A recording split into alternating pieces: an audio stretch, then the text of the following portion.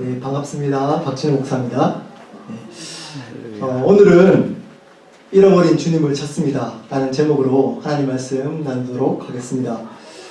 여러분들은 어릴 때 기억 중에 지금도 눈을 감으면 생각나시는 기억이 있으십니까? 아마 다 한 가지 이상은 있을 거라고 생각합니다. 첫사랑의 기억일 수도 있고 옆에 또 배우자가 있으니까 그런 기억이 있더라도 티는 못 내겠죠. 한 가지 이상의 기억들은 있을 거라고 생각합니다. 저는 제 아내하고 결혼하기 전에 눈을 감으면 떠오르는 한 가지 장면이 하나 있었습니다.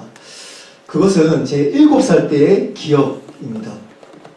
제가 유치원을 다녔거든요. 그때 당시 유치원 다니는 애들이 별로 없었어요. 제가 유치원을 다니고 끝나고 나면 저희 바로 유치원 옆에 서문시장이라는 시장이 있었습니다.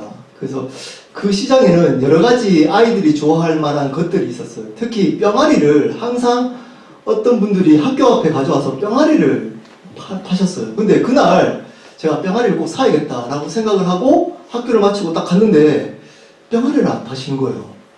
그래서 제가 그 옆에 있는 서문시장에 가서 그 뿅아리를 사려고 돌아다니기 시작했습니다. 그러다가 길을 그만 잃어버렸습니다.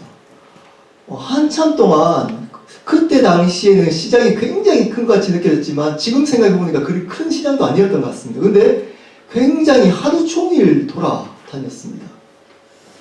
그러다가 지나가는 어떤 아저씨가 계시길래 그 아저씨를 붙들고 저희 집 전화번호를 말씀을 드렸습니다. 아직도 제가 그 전화번호를 기억하고 있습니다. 23국에 5066. 제가 그때 당시에 얼마나 큰 충격이었으면 그 전화번호를 아직까지 기억하고 있습니다. 23국에 5066이라는 전화번호를 그 지나가는 아저씨를 붙들고 가르쳐 드렸어요. 용기를 내서. 그 아저씨가 옛날에 있었던 돌리는 전화 있잖아요. 이렇게 돌리는. 그거를 노란색 그 전화번호를 돌리셔서 저희 집에 전화를 해주셨습니다. 그리고 제가 여기 있다는 얘기를 가족한테 전해주셨어요. 그 얘기를 듣자마자 저희 부모님이 한숨에 달려왔습니다. 어머니가 저를 딱 보시더니 저를 딱 붙들고 그 자리에서 벌써 앉으시더니 엉엉 우시는 거예요. 제가 그 장면을 잊을 수가 없습니다. 그리고 아버지는 연신 그 아저씨께 감사하다라고 계속 절을 하고 계셨습니다. 그러면서 제 손을 붙들고 이제 집으로 가면서 아버지가 굉장히 화를 냈던 기억이 있습니다. 저는 이 기억을 왜 기억할 수밖에 없냐면 어머니가 시시때때로 이 얘기를 했습니다. 얼마나 어머니에게 큰 충격이었던지 제가 말을 안 들을 때마다 그 얘기를 했습니다. 너 잃어버릴 뻔했다고. 사실 그 시간이 지금 생각해보니까 한 3, 4시간 정도 된 것 같습니다. 근데 자녀를 키워보신 분들은 아실 겁니다. 잠시라도 아이가 보이지 않으면 그 부모님은 얼마나 힘들 거라는 그 충격이 어머니가 가시지 않았던 것 같습니다. 그래서 시간이 나거나 제가 말을 안 들으면 그 이야기를 했습니다. 오늘 말씀도 저희 부모님과 비슷한 경험을 한 부모님의 이야기가 나옵니다. 오늘 말씀은 사복음서 중에 유일하게 누가복음에만 나오는 말씀입니다. 그리고 예수님의 공생애 이전에 유년 시절에 대해서 유일하게 나오는 말씀입니다. 그래서 사실은 이 말씀을 가지고 설교하는 목사님이 별로 없습니다. 왜냐? 내용이 아주 간단하기 때문입니다. 그 내용은 이렇습니다. 1년에 한 번씩 있는 유월절 행사를 치르기 위해서 예수님의 부모님과 예수님은 친척들과 아마 친구들도 같이 갔을 겁니다. 같이 예루살렘으로 갑니다. 그리고 일주일 동안 유월절 행사를 치르고 다시 집으로 가는 도중에 하룻길, 그러니까 한 32km 정도 지나다가 보니까 예수님이 사라진 겁니다. 어디 갔지 헤매다가 다시 예루살렘으로 돌아갑니다. 부모님들이. 그리고 사흘 후에 찾다가 사흘 후에 성전, 그때 당시에 유대인 회당에서 예수님을 찾게 되었다는 아주 간단한 이야기입니다. 과연 누가는 이 말씀을 왜 성경에 기록해 놓고 있을까요? 분명히 영적인 경고를 하고 싶은 부분이 있었을 겁니다. 성령님은 이 말씀을 통해서 우리에게 말씀하고자 하는 것이 분명히 있었을 겁니다. 그게 뭘까요? 그것은 우리도 예수님을 잃어버릴 수 있다는 겁니다. 지금 예수님과 동행한다라고 생각하고 있지만 실은 예수님과 동행하지 않고 있을 수 있다는 겁니다. 그것을 경고하기 위해서 이 말씀을 주신 겁니다. 여러분들이 신앙생활을 해오시면서 언제 예수님을 잃어버리십니까? 어떤 상황 속에서 예수님을 잃어버렸다라고 생각이 드십니까? 오늘 말씀에서 힌트를 얻을 수 있습니다. 우리 43절, 44절 한번 볼까요? 43절과 44절입니다. 제가 읽겠습니다. 그날을 마치고 돌아갈 때에 아이 예수는 예루살렘에 머무셨더라. 그 부모는 이를 알지 못하고 동행 중에 있는 줄로 생각하고 당연히 예수님이 따라왔을 거라고 착각한 겁니다. 그 부모님이 당연히 자녀된 예수님이 부모인 예수님의 부모님을 따라와야 된다라고 착각했기 때문입니다. 우리는 착각하기 때문에 예수님을 잃어버릴 수 있습니다. 이 예수님이 어떤 분입니까? 여러분, 이 예수님이 12살이지만 이 예수님은 우리는 알고 있습니다. 예수님이 누구시죠? 하나님의 아들이십니다. 이 예수님의 부모 요셉과 마리아의 아들이 아닌 하나님의 아들이라는 것을 우리는 알고 있습니다. 그런데 이 부모님은 과연 이 본문에서 이 예수님을 하나님의 아들로 알고 있는 것 같습니까? 여러분, 문맥을 자세히 한번 묵상해 보면 어느 순간 이 부모님이 요셉과 마리아가 이 예수님을 하나님의 아들이심을 잊어버린 것 같습니다. 그저 자신의 아들로만 생각한 것 같습니다. 착각한 것 같습니다. 성경에 나와 있지 않지만 한번 상상을 한번 해봤습니다. 왜 이 부모님들이 예수님을 그냥 하나님의 아들이 아닌 자신의 아들로만 착각했을까요? 처음에 성령으로 예수님을 잉태했습니다. 그때는 마리아가 감격했을 겁니다. 그 아버지인 요셉도 감격했을 겁니다. 어떻게 우리가 하나님의 아들을 성령으로 잉태할 수 있을까? 그리고 예수님이 태어나셨습니다. 그 하나님의 아들이신 예수님이 응애 울기 시작합니다. 그럼 어떻게 해야 될까요? 마리아가 젖을 먹여야만 합니다. 그런데 얼마 있다가 젖먹은 예수님이 푸푸를 합니다. 그럼 어떻게 해야 될까요? 푸푸를 치워야만 합니다. 그렇게 키워옵니다. 이제 그리고 예수님의 동생들이 납니다. 그러다가 싸움을 합니다. 하나님의 아들인 예수님을 부릅니다. 그리고 벌을 세웁니다. 싸우지 마. 너가 큰형 아니냐. 잘 돼야지 동생들을. 왜 싸워? 너 저기 서 있어. 그리고 혼을 냅니다. 하나님의 아들인 예수님을 싸우기 때문에 혼을 냅니다. 목수인 아버지가 얘가 과연 먹고 살 수 있을까? 하나님 아들인데 왜 이렇게 티가 안 나지? 그리고 목수일을 가르칩니다. 생각보다 그렇게 잘 따라오지 못합니다. 그러니까 또 혼을 냅니다. 자야지, 잘 봐. 이거 왜 이렇게 못해? 그리고 목수일을 예수님께 열심히 가르칩니다. 그러다가 잊어버렸습니다. 그러다가 이 예수님이 하나님의 아들이심을 잃어버렸습니다. 그냥 내 아들이구나. 나를 따라와야 되는, 당연히 따라와야 되는 내 아들이구나. 그러면 아빠가, 부모가, 엄마가 예루살렘 갔다가 집에 오면 따라와야지. 자식이 그렇게 착각한 겁니다. 예수님은 우리가 가는 길을 따라와야 될 분이 아닙니다. 우리가 그분의 길을 따라가야 될 분입니다. 이 예수님을 착각한, 당연히 따라와야 된다고 생각해서 예수님을 잃어버렸던 사람들이 누구입니까? 예수님의 부모님들입니다. 예수님과 가장 가까이 있었던 사람들입니다. 이 땅에서 역사상, 이 세상의 역사상 유일무이하게 성령으로 하나님의 아들을 잉태한 사람들입니다. 어쩌면 이 세상에서 가장 예수님과 가까이 있었던 사람들이었습니다. 그런데 예수님을 잃어버렸습니다.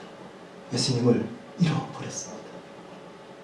저 같은 목사는 교회 일을 하기 때문에 당연히 예수님이 나와 동행해야지 라고 착각해서 예수님을 잃어버립니다.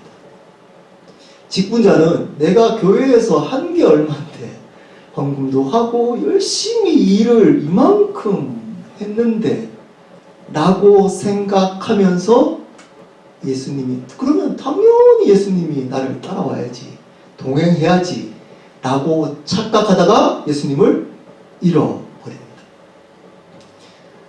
성공한 크리스찬들, 하나님이 이렇게 이 비즈니스를 성공하게 해주셨구나 라고 이 성공을 기뻐하면서 이렇게 생각합니다.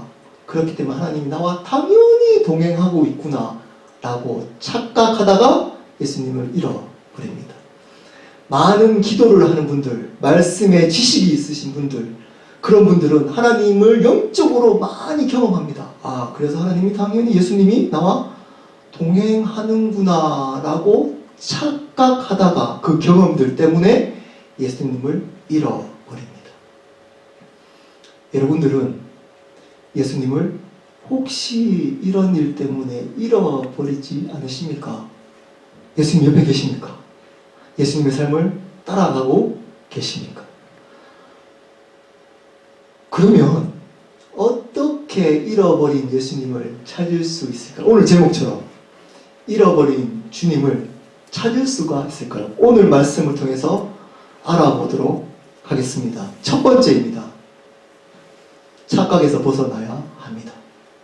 아주 당연한 이야기 아닙니까? 착각에서 예수님을 잃어버렸습니다. 내가 착각하고 있다는 것을 인정해야 합니다. 당연히 예수님이 따라와야 된다는 착각에서 벗어나야 합니다. 날마다 예수님이 옆에 계신지를 점검하셔야만 합니다. 오늘 말씀 41절부터 44절입니다. 제가 한번 읽어보도록 하겠습니다. 그 부모가 해마다 6월절이 되면 예루살렘으로 가더니 행사하기 위해서 6월절 행사를 치르기 위해서 예루살렘에 갑니다. 42절입니다. 예수께서 12살 되었을 때에 그들이 이 절개의 관례를 따라 올라갔다가 43절입니다. 그날을 마치고 돌아갈 때에 예수는 예루살렘에 머무셨더라. 그 부모는 이를 알지 못하고 동행한지를 알지 못했습니다. 44절입니다. 동행이 있는 줄로 생각하고 착각했습니다. 하루 길을 간 후 친족과 아는 자 중에 찾되 잃어버렸습니다. 착각했습니다. 당연히 부모인데, 내가 부모인데 자식이 따라와야지. 아니 왜 안 따라왔어? 라고 당연히 따라오겠지 라고 생각해서 돌아보니까 예수님이 없는 겁니다. 좀 전에도 말씀했지만 이 부모님들은 당연히 예수님을 위해서 푸푸도 갈아주고 젖도 먹이고 키우고 밥도 먹이고 교육도 시키고 그랬기 때문에, 이렇게 열심히 예수님이 섬겼기 때문에 따라와야 될 자식이라고 생각했기 때문에 예수님을 잃어버리게 된 겁니다. 우리도 이렇게 예수님을 잃어버리게 됩니다. 착각에서 벗어나야 합니다. 우리가 예배 드렸기 때문에 예수님이 당연히 이 예배 가운데 함께 하셔야 된다는 착각에서 벗어나야 합니다. 우리가 헌금을 내기 때문에 하나님이 우리의 재정을 당연히 부어줘야 된다는 착각에서 벗어나야 합니다. 하나님이 우리와 당연히 동행해야 된다는 착각에서 벗어나야 합니다. 그럼 어떻게 될까요? 우리가 그분의 삶을 따라하고 동행해야 합니다. 그분의 길이 무엇인지를 우리는 발견해야 합니다. 예배에 왜 오시는 줄 아십니까? 우리는 예배에 왜 옵니까? 그분의 길을 발견하기 위해 이 자리에 있는 겁니다. 이것을 통해서 당연히 예수님이 우리와 동행하는 것을 착각하게 하면 안 됩니다. 우리 스스로를. 하나님은 하나님의 길을 예배를 통해서 보여주시기 때문에 우리는 이 자리에 있게 되는 겁니다. 와야 되는 겁니다. 근데 이렇게 착각하는 사람들은 큰 문제입니다. 차라리 이런 시간에 예배 안 오고 방황하는 사람들은 자기 스스로 압니다. 나는 예수님과 동행하지 않아 라고 신앙 고백합니다. 근데 우리 같은 분들은 물어보면 예수님과 동행하지 라고 이야기를 합니다. 근데 실은 잃어버린 겁니다. 어느 순간 이런 일 때문에 예수님이 당연히 나와 함께 하겠지, 내가 목사이기 때문에 당연히 하나님이 함께, 예수님이 나와 함께 하겠지, 이런 일은 헌금을 하고 일을 하기 때문에 예수님이 함께 하겠지 라고 착각할 수 있습니다. 그 착각에서 벗어나야 합니다. 그 착각을 인정해야 합니다. 그래야지만 예수님을 찾을 수가 있습니다. 찾으러 다닐 수가 있습니다. 근데 이 사람들은, 자기가 스스로 이 착각에 있는 사람들은 어쩌면 영원토록 착각 속에서 신앙생활을 할 수 있기 때문에 가장 위험한 사람일 수 있습니다. 이런 사람들에게 특징이 있습니다. 절대 빠지지 않습니다. 열심히 교회 봉사합니다. 그리고 퀴티도 합니다. 헌금도 잘 합니다. 근데 예수님에 대한 은혜와 감격이 없습니다. 예수님 얘기해도 그죠, 그렇습니다. 일주일에 한 번 예배만 드려주면 그냥 오케이입니다. 신앙생활 아무 문제 없는 것 같습니다. 복음 얘기하고 예수 그리스도의 죽으심, 십자가의 부활하심 얘기해도 내 마음이 움직여지지 않습니다. 왜 그럴까요? 잃어버렸습니다. 예수님을 잃어버렸습니다. 어느 순간 어느 것 때문에 착각하고 있는 겁니다. 이런 분들은 예수님을 다시 찾으러 다니셔야만 합니다. 반드시 찾으셔야 됩니다. 그래야 삽니다. 그래야지 삽니다. 그래야지 예배에 온 우리의 목적, 우리의 이유가 있습니다. 두 번째입니다. 가장 중요합니다. 예수님을 착각했구나 라는 것을 인정하고 찾으러 다녀야 되잖아요. 그럼 어떻게 찾으러 다녀야 될까요? 45절부터 51절까지입니다. 예수님을 어떻게 대해야 될지가 중요합니다. 그 예수님을 하나님의 아들, 예수님을 주인으로 대해야만 합니다. 그분이 하나님의 아들, 예수 그리스도가 주인으로 그분을 대해야만 합니다. 우리 45절부터 한번 보도록 하겠습니다. 만나지 못하며 찾으면서 예루살렘에 돌아갔더니, 이제 못 찾으니까 다시 예루살렘으로 돌아갑니다. 그리고 46절입니다. 사흘 후에 성전에서 만난즉 그가 선생들 중에 앉으사 그들에게 듣기도 하시며 묻기도 하시니 드디어 찾았습니다. 사흘 만에 찾았습니다. 저희 어머니가 3-4시간 만에 찾아도 울고불고 하셨습니다. 사흘 만에 예수님을 찾았습니다. 근데 어디에 있었다고요? 성전에서 율법 선생들하고 논쟁을 하고 있는 겁니다. 근데 그 논쟁을 듣는 사람들이 47절입니다. 듣는 자가 다 그 지혜와 대답을 놀랍게 여기더라. 듣는 사람들이 깜짝 놀랍니다. 왜 깜짝 놀랄까요? 그 얘기가 왜 이렇게 권세가 있을까요? 그분 누구죠? 하나님의 아들이시기 때문입니다. 근데 당황스럽습니다. 48절입니다. 그의 부모가 보고 놀라며. 그 얘기 듣는데 예수가 내가 목수님만 가르쳤는데 아니 저런 얘기를 어떻게 하지? 부모가 깜짝 놀랍니다. 어느 순간 이 부모가 예수님이 하나님의 아들이심을 잃어버렸습니다. 잊어버렸습니다. 그리고 그 어머니가 이야기를 합니다. 그 어머니는 이르되 아이야 어찌하여 우리에게 이렇게 하였느냐 보라 내 아버지와 내가 근심하여 너를 찾았노라. 굉장히 성경이기 때문에 굉장히 점잖하게 부드럽게 쓰여져 있습니다. 표준말인 경상도 말 한번 표현하자면 이렇습니다. 어머니가 이렇게 얘기한 겁니다. 야, 니 지금 뭐 하는데 여기서? 니 아빠하고 나하고 3일 동안 죽도록 찾아다녔다. 니 아빠한테 죽었다. 아빠 봐봐라. 니 쳐다보고도 있지 않잖아. 니 죽었다. 가서 얘기하자. 이렇게 얘기한 겁니다. 부드럽게 3일 만에 찾은 겁니다. 3일 만에. 아마 잘못하면 아빠한테 맞을 수도 있습니다. 지금 3일. 성전에서 아무 일 없이 율법 선생들하고 이야기를 하고 있습니다. 근데 그 이야기를 들은, 어떻게 보면 위협하고 있는 엄마 이야기를 들은 그 예수님의 반응이 생뚱맞습니다. 48절입니다. 예수께서 이르시되 어찌하여 나를 찾으셨나이까? 내가 내 아버지 집에 있어야 할 줄을 알지 못하셨나이까? 여기에 아버지가 누구죠? 하나님. 내가 하나님 아버지의 집에 있어야 될 줄을 알잖아요. 부모님은. 내가 누군 줄 알잖아요. 이렇게 얘기한 겁니다. 여기서 이렇게 해석하시면 안 됩니다. 많은 목사님들이 이렇게 해석합니다. 그럼 그 교회 나와야 됩니다. 아버지 집 하지 않습니까? 아버지 뭡니까? 교회입니다. 성전에서 예수님을, 교회에 오면 예수님을 찾을 수 있습니다. 이렇게 해석하면 안 됩니다. 그때 당시에 성전은 유대인의 회당, 학교에 가까웠습니다. 지금의 교회와 신약 성경에서의 교회와 다릅니다. 그냥 학교였습니다. 그러므로 이 아버지 집을 성전, 교회라고 해석하시면 안 됩니다. 여기에 아버지 집을 이해할 때 이 얘기를 한 겁니다. 내 아버지가 하나님이에요. 내가 누군지를 몰랐어요. 이 얘기한 겁니다. 내가 누구인지를 몰랐어요. 이런 얘기를 할 수 있는 사람인 줄 몰랐어요. 장소의 문제로 해석하시면 안 되고 관계의 문제로 해석하셔야 됩니다. 내 아버지와 내가 어떤 관계인지를 몰랐어요. 이렇게 물은 겁니다. 몰랐습니다. 그 부모님은 몰랐습니다. 50절입니다. 그 부모가 그가 하신 말씀을 깨닫지 못하더라. 이렇게 얘기했는데 그 하신 말씀을 깨닫지 못했답니다.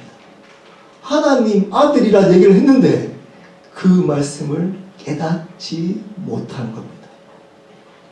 어느 순간 우리도 그분을 하나님의 아들로서 대하는 것이 아니고 나를 도와주는 그냥 헬퍼로서만 대하기 시작합니다. 당연히 따라와주고 나를 도와줘야 될 분으로만 여기게 됩니다. 그분이 하나님의 아들로 대할 때만 우리는 예수님을 잃어버리지 않고 잃어버렸더라도 다시 찾을 수가 있습니다. 하나님의 아들로 대한다는 게 뭘까요?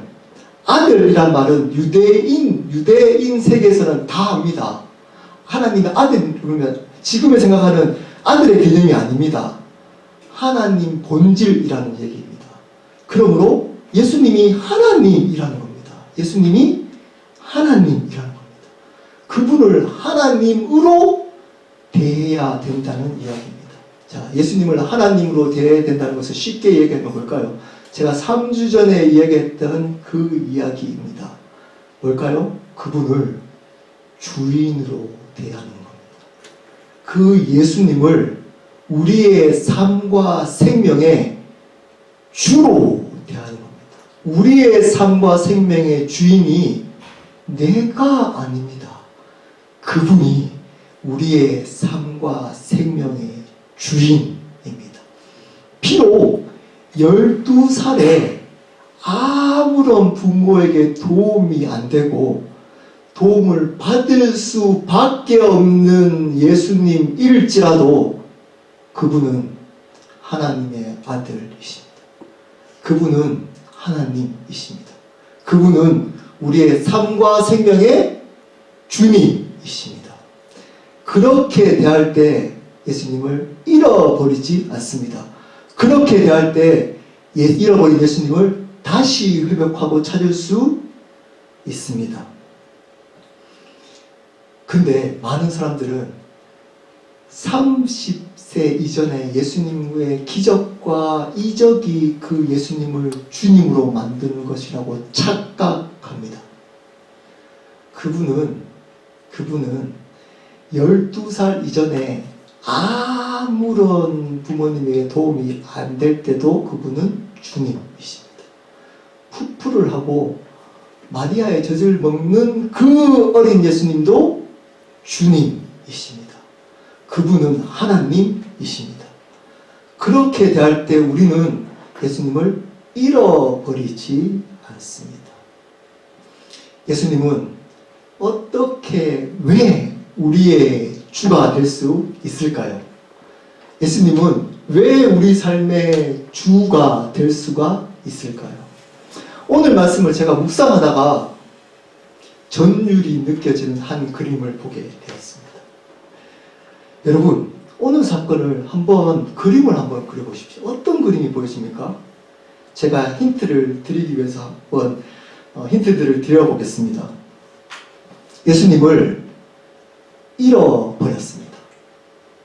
며칠 만에 찾았죠? 예수님을 사흘 만에 다시 찾으셨습니다. 예수님이 말씀하십니다. 내 아버지가 하나님이십니다. 하나님이심을 선포하셨습니다. 그 주간이 6월절이었습니다. 그 주일이, 그 주간이 6월절이었습니다. 여러분, 뭘까요? 대부분 어린이들한테 물어봐도 압니다. 제 딸한테 물어봐도 대답하더라고요. 뭐죠? 십자가와 부활. 십자가입니다. 예수님이 돌아가셨습니다. 십자가에 돌아가셨습니다. 예수님이 잃어버리신 이 세상에서 사흘 만에 부활하셨습니다. 그리고 그분이 부활하심으로 하나님의 아들, 하나님이 되심을 선포했습니다.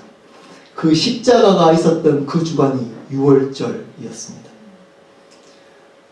왜 누가는 다른 복음서에도 써있지 않는 어떻게 보면 쓸데없이 보이는 12살 때 예수님을 잃어버렸던 사건들을 기록해 놓고 있을까요? 그것도 2장에 시작할 때 아주 간단하지만 중요한 진리 하나를 우리에게 전해주고 싶어 합니다. 그게 뭐냐면 그분이 주님이십니다. 예수 그리스도가 아무런 기적과 앞으로 3장 이후에 나오는 기적과 이적 때문에 그분이 주님 되시는 것이 아니고 그분은 태어나실 때부터 하나님의 아들 주님이십니다. 그러므로 우리는 그분을 하나님의 아들 주님으로 대하며 살아가야만 합니다. 어떨 때에도 우리에게 아무런 기적과 이적이 없을지라도 종교는 이 기적과 이적이 있어야지 헌금을 합니다. 돈을 냅니다. 부적 사고. 부적 사는 이유가 뭐죠? 나에게 좋은 일을 있게 하기 위해서 부적을 사는 겁니다. 근데 신앙은 내가 신앙하는 그 대상이 누구인지를 알아가는 겁니다. 그분이 누구인지를 알아가는 것이 신앙입니다. 혹시 여러분들은 예수님을 잃어버리지 않았습니까? 왜 제가 제목을 잃어버린 예수님을 찾습니다 그러고 잃어버린 주님을 찾습니다 라고 얘기했을까요? 그 부모님, 예수님의 부모님은 자신들에게 순종할 예수님을 잃어버린 게 아닙니다. 자신들이 순종할 주님을 잃어버렸습니다. 다시 말씀드립니다. 이 부모님들은 자신들에게 순종할 예수님을 잃어버린 게 아닙니다. 사실은 보기에는 그렇게 보이지만 실질적으로는 자신들이 순종할 주님을 잃어버리게 된 겁니다. 우리는 주님을 다시 주님으로 찾아야만 합니다. 그래야지만 교회가 교회다울 수 있습니다. 교회는 우리입니다. 우리 한 사람 한 사람. 우리 한 사람 한 사람이 그분을 세상 끝날까지 잃어버리지 않을 수 있습니다. 말씀을 마무리하도록 하겠습니다. 제가 오늘 일찍 이 설교를 끝내면 제 얘기를 좀 하려고 했는데 생각보다 좀 일찍 끝내서 제 얘기를 좀 하도록 하겠습니다. 저는 개인절이 있는 굉장히 대구에서 네 손가락에 드는 굉장히 큰 부잣집 장손으로 태어났습니다. 어릴 때 제 개인 운전사가 있었습니다. 별장 따로 있고 집 네 채가 있었습니다. 꿈과 같은 일이죠. 제가 중학교 2학년 때 그때 당시 전 세계 5개밖에 없다는 포터블 TV, 지금 핸드폰 같은 포터블 TV를 가지고 다녔습니다. 그러다가 저희 아버지가 쫄딱 사기를 당했습니다. 저희 집을 관리해주던 개인 변호사가 있었습니다. 그 변호사가 15년 동안 저희 집을 관리했는데 그것을 사기를 쳐서 쫄딱 망했습니다. 부자가 망해도 3대까지 간다는데 정말 쫄딱 망했습니다. 저희 집 이야기가 뉴스데스크, 본 뉴스데스크에 나왔습니다. 장경자 사건 이후에 가장 큰 사기 사건으로 300억을 저도 몰랐습니다. 그때 그 앵커가 얘기해서 알았습니다. 우리 집 재산이 300억이었구나. 그때 당시에 300억이었으면 지금은 아마 3천억은 넘었을 겁니다. 몇천억이 됐을 겁니다. 그러고 나서 쫄딱 망하고, 저희 집은 그때 부자일 때 개인절이 있었습니다. 개인절. 대구에 굉장히 유명한 절 하나가 있습니다. 용연사라는 절이 있습니다. 그 밑에 조그만 용주사라는 개인절이 있었습니다. 저희 집은 토요일마다 주일날 교회 가듯이 절에 다녔습니다. 제가 살아있는 부처였습니다. 거기서 일주일에 한 번 1000배, 3000배를 했습니다. 제가 나중에 한번 시범도 보여드리겠습니다. 어떻게 하는지. 그 자세가 중요합니다. 절을 할 때는. 고등학교 3학년 때까지 그렇게 지내다가 제가 고3 때 지금으로 말하면 정신병인데, 신병이라고, 신병. 왜냐면 그때 주지가, 그 개인절이 있었던 주지분이 저희 외할머니이셨습니다. 무당이셨습니다. 고3 때 딱 시작하자마자 머리 아프기 시작해서 1년 동안 아무 일도 못했습니다. 숨도 못 쉬고 학교를 못 다녔어요. 1년 동안 고3 가장 중요할 때 학교를 못 다녔습니다. 통들이째. 그러다가 돈은 있으니까 개인 과외 선생님들이 있었어요. 수학 과외 선생님이 저한테 그런 얘기를 한 분이 아무도 없었거든요. 왜냐? 제가 불교 학생의 회장이었습니다. 회장. 그래서 저한테 그런 얘기를 하는 분이 없었어요. 근데 제 수학 선생님이 저한테 예수 믿냐고 물어봤어요. 예수 믿냐고. 제가 아프다 그러니까 예수 믿어야 된다는 거예요. 그리고 마지막에 너무 힘드니까 휴학을 하려고, 고3 마지막에 휴학을 하려고 하다가 그래도 야간 자율학습 한 번을 하고 휴학을 해야겠다. 왜냐면 학교를 제가 안 다녔으니까, 고3 때. 마지막으로 야간 자율학습을 하고 월요일날 휴학해야겠다 생각하고 토요일날 야간 자율학습을 했습니다. 이렇게 앉아있는데 수학 선생 같은 약간 또라이 같은 애가 한 명 있었어요. 저희 반에. 일어나면 하나님 이야기하는, 속으로 저 또라이 같은, 나한테 걸리기만 걸리면 어떻게 서가지고 하나님 얘기하고 하나님 사랑해요 이렇게 얘기하는 친구가 있었어요. 이 친구가 재밌다고 하더니 내일 교회 갈래? 이렇게 얘기하는 거예요. 와, 근데 옛날 같았으면 좀 미쳤냐고 나한테 내 누군지 아냐고 이렇게 얘기했을 텐데 갑자기 마음이 확 가는 거예요. 혹시 있을지 모르겠다. 부처님, 하나님, 예수님. 그 중에 한 명에 걸리면 내 병이 낫지 않을까. 머리 아프고 가슴 아픈. 숨을 못 쉬었거든요. 제가 사람을 못 알아봤어요. 걷지를 못했습니다. 주일날 교회 갔더니 어떤 집사님이 이런 자리였습니다. 제가 제일 앞에 그 친구가 제 손을 동하려고 손을 딱 잡고 제 앞에 앉았어요. 찬양하는데 이거 완전히 이단인 거예요. 그때 당시 소리 지르고 손뼉 치고 막 어떤 분들 기도하는데 울더라고. 뒤에서 막 일요일날 기도하는데 내가 잘못 왔다. 그리고 제가 귀에다 대고 이 친구한테 싸겠다. 배가 석사나가지고 힘들어서 제가 갔다 오겠다. 그리고 도망가려고 싹 가는데 뒤에 안내하던 권태현 집사님, 그 집사님 이름 잊을 수 없습니다. 그 집사님이 나를 딱 붙더니 이런 거예요. 니 처음 왔지? 이렇게 얘기하고. 그래서 네. 그랬더니 네 예수 믿나? 이렇게. 아니요? 예수 믿어야 된대. 그러더니 갑자기 로마서 10장 9절 10절 말씀을 끝냈더니 읽어주는 거예요. 마음으로 믿어 의의로 입으로 신하여 구원을 다 입으로 신하면 따라해. 속으로 어떤 생각이 들냐면 야 믿자 본전인데 혹시 낫지 않을까? 그리고 따라했습니다. 그 다음 아침에 딱 일어났는데 가슴이 안 아픈 거예요. 머리가 안 아픈 겁니다. 제가 머리 아프다 그러니까 왜 머리가 그러냐면 신병이다. 받아야 된대. 이렇게 했어요. 받아야 된대. 왜냐면 돈이 많으니까 뭐 다 받아왔어요. 되지 않더라고. 어머니가 첫째, 제가 첫째, 외할머니가 무당. 어째서 받아야 된다. 그래야지 가족들한테 피해 안 간다. 이렇게 얘기했던, 어떻게 보면 신병이라고 부르던 그 병이 예수님을 고백하고 나가버렸어요. 그리고 쫄딱 망했습니다. 그때 고3이었는데, 그 다음에 저희 집이 쫄딱 망했습니다. 하나님의 놀라운 역사, 나중에 기회 되면 이 역사는 제가 아마 한 10년 해도 아주 많은 역사가 있어가지고 다 나누지 못할 거니까 다 생략하고 하나님이 정말 기적적으로 저희 집을 구원했습니다. 아버지, 어머니. 아버지는 귀신 떠나고 예수님 영접하고 어머니는 알코올 중독자가 되셨어요. 술이 없으시면 잠을 못 주무셨어요. 근데 천국 보면서 와 진우야 마지막 날에 진우야 천사가 내려온다. 천사 받으라. 그리고 돌아가셨어요. 그래서 제가 마지막 장례식을 찬양을 틀어놨습니다. 저희 집만 예수 믿었거든요. 옷도 이렇게 상복 있잖아요. 그거 안 입고 제일 밝은 옷 입고 어머니 사진도 제일 웃는 모습 있는 사진, 밝은 사진을 걸어놓고 주찬양, 가장 밝은 찬양을 틀어놓고 오시는 분들한테 웃으면서 초대했습니다.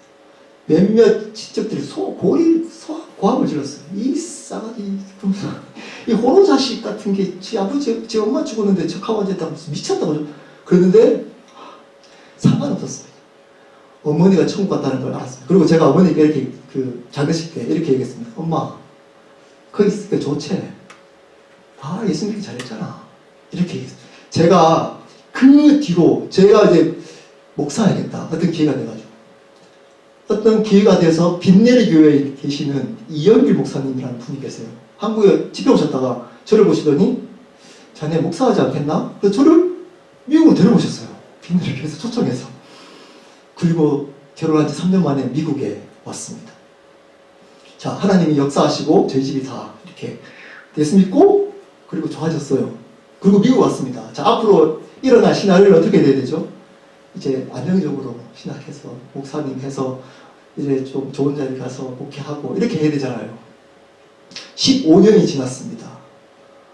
거의 뜨리자 새벽에 도넛 일 하고 박사과정까지 공부하고 교회에서 사역도 하고 제 아내도 아르바이트 하고 교회에서 사역하고 공부도 박사까지 하고 거기다가 강의도 하고 요즘 강의도 하고 있거든요.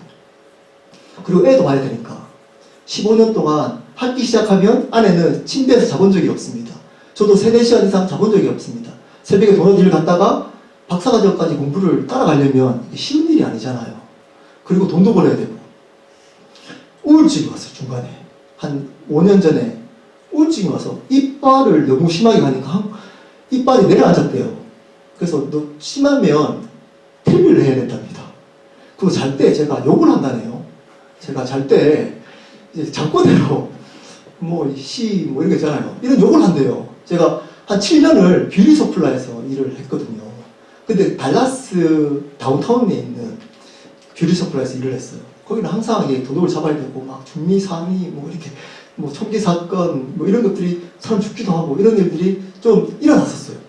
그리고 제가 한 번도 안 해봤던 그 일을 하고 그리고 거의 한 6년, 7년을 도넛 일 새벽에 365일은 4년 동안은 쉬어본 적이 없습니다. 주일날도 교회 갔다가 새벽에 일했다가 교회 모든 사역들을 생활직도 하고 그리고 장년교육도 하고 산부 설교도 하고 15년 동안 고생 직사게 했습니다. 직사게 했습니다. 제가 한국 갔더니 저보고 살아있는 시체라고 얘기하더라고요. 당뇨 440에다가 콜레스테롤 2배, 하지정맥, 심장 안 좋고 간경화 초기 이렇게 얘기하더라고요. 그래서 후배 의사가 저한테 이렇게 얘기하더라고요. 형 죽을 수도 있어요. 미국 가지 마세요. 죽을 수도 있어요. 이렇게 제가 돼요. 근데 괜찮았거든요. 물론 조금 피곤한 게 있었지만. 그리고 왔습니다. 그게 석 달 전이거든요. 다시 미국에 왔습니다. 3개월 동안 관리 잘하고 잘 살고 있습니다. 25년, 거의 30년 가까이를 예수 믿으면서 한 번도 평안해 본 적이 없습니다. 한국에서 이런 신앙을 진짜 예수님 믿게 하려고, 저희 가정 믿게 하려고 고생 또 칙삭했거든요. 어머니 10년 동안 대소변을 받았습니다. 알코올 중독자로 맨날 술 드시면 집을 못 찾으니까, 그때 당시에 핸드폰도 없잖아요. 그러면 새벽에 막 쫓아다니 경찰에 신고했다가 5분 대기조처럼 돌아다녔어요. 밤에 사주로. 아니면 얼어 죽으시니까. 그 삶을 10년을 살아왔습니다. 제 아내가 깜짝 놀라더라고요. 이 정도인 줄 몰랐다. 결혼하는 게 깜짝 놀랐습니다. 그리고 좋아졌다고 생각하니까 미국 왔는데 15년 동안 고생 직사게 했고 지금도 하고 있습니다. 지금은 조금 좋아졌습니다. 세탁소에서 일하기 때문에 조금 좋아졌습니다. 근데 제가 받은 복 하나가 있습니다. 너무 좋았어요. 너무 좋았어요. 제가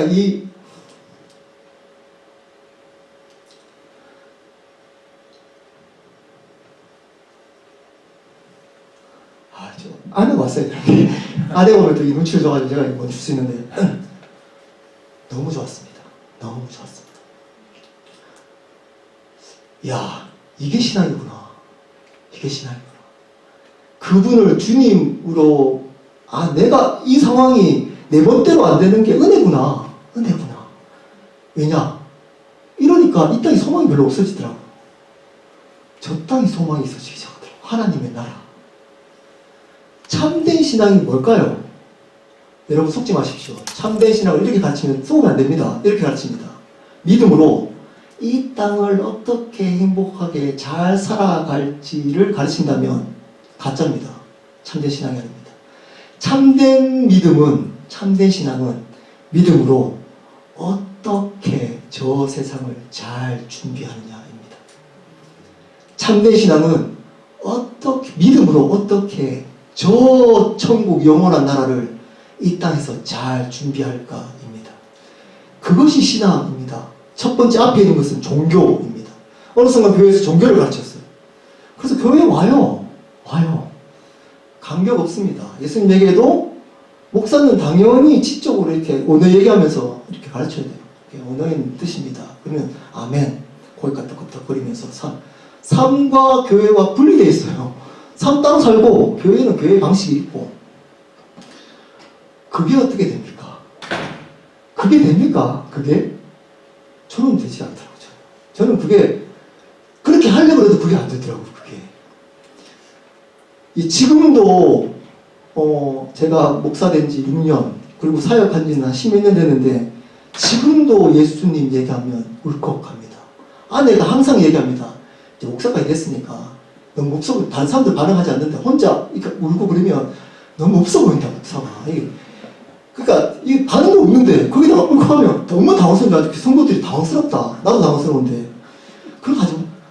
그러니까 성경 공부하다가 울컥하는 거예요. 성경 공부, 제가 작년교육부니까 교사들 가르치면서 성경 얘기하다가 예수님 얘기 나오면 울컥하는 거예요. 지금은 3년 그때 교사들하고 같이 성경 공부하니까 제가 울컥하면 그분도 같이 울컥해요. 왜 그럴까요? 처음에는 제가 이렇게 얘기하면 이분들이 굉장히 당황을 했었어요. 근데 제가 하기 전에 몇몇 분들은 벌써 울컥합니다. 왜 그럴까요? 그분이 우리의 삶의 주인 되면 그분이 주는 은혜와 감격, 영원한 생명에 대한 은혜와 감격이 사라지지 않습니다. 그분을 잃어버리지 않습니다. 그분이 주시는 감격과 은혜가 사라지지 않습니다. 그게 오히려 가면 갈수록 진해집니다. 가면 갈수록 어떻게 이런 얘기하는 분들 있잖아요. 제가 10년 전에 있잖아요. 25년 전에는 열심히 봉사했거든요. 그때 당시에는 성경부 회장도 하고 했거든요. 그런데 지금 조금 이게 잃어버렸어요. 말이 되는 얘기입니까 이게? 가면 갈수록 감격이 커집니다. 가면 갈수록 그 은혜가 커집니다. 그것이 왜냐? 영원한 나라가 가까워지기 때문입니다. 그 영원한 나라가 가까워지기 때문입니다. 그러니까 감격이 당연히 더 수밖에 없는 거죠. 근데 많은 사람들이 이 감격과 은혜가 없습니다. 왜 그럴까요? 주님을 잃어버렸습니다. 예수님 얘기를 합니다. 예수님은 있습니다. 예수님 있는데요. 예수님을 이야기도 해요. 잘 설명도 해요. 성경에 대해서 얘기도 해요. 복음에 대해서 말도 합니다. 근데 그분을 주님으로 믿지 않습니다. 내가 주님입니다. 내가 주인입니다. 내 건강, 내 비즈니스, 내 가족, 내 교회, 이게 다입니다. 내 신앙, 내 은혜, 내가 참여하는 예배, 이게 신앙인 줄 압니다. 여러분, 그것은 신앙 아닙니다. 주님을 붙드셔야 합니다. 그분을 주님으로, 나의 삶과 생명의 주님으로 대할 때 그분이 주시는 영원한 은혜와 감격이 우리 안에 사라지지 않는 복, 이 복을 우리는 받게 됩니다. 이 복이 이 땅에서 누릴 수 있는 가장 큰 복입니다. 그 복을 누리는 사람들을 그리스도인입니다. 여기 계시는 켈러 교회 한 분 한 분 삶에 있어서 이 복이 있기를 예수 그리스도 이름으로 축복합니다. 우리 기도하도록 하겠습니다. 함께 소리 내지 않아도 괜찮습니다. 우리 함께 기도를 했으면 좋겠습니다. 이 시간 이후부터 내가 주인이 아니고 앞으로 내 삶을 인도하시는 그 예수님을 나의 삶의 주님으로 인정하며 살아가겠습니다. 그래서 잃어버리지 않겠습니다. 영원토록 그 믿음 붙들고 이 땅을 살아가며 저 세상을 준비하겠습니다. 라고 기도하겠습니다. 그리고 제가 마친 기도하고 마치겠습니다. 기도하시겠습니다.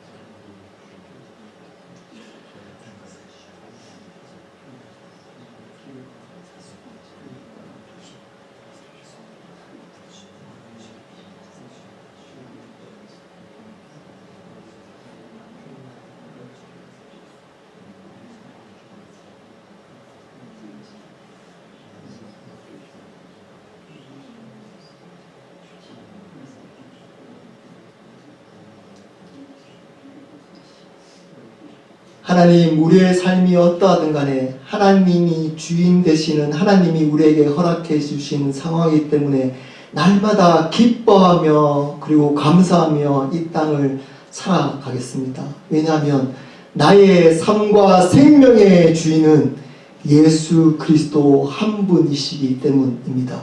이 믿음 붙들고 이 땅을 잘 살아가는 자이기보다는 영원한 하나님 나라를 이 땅에서 준비하는 참된 하나님의 사람으로 이 땅을 살아가기로 결단합니다.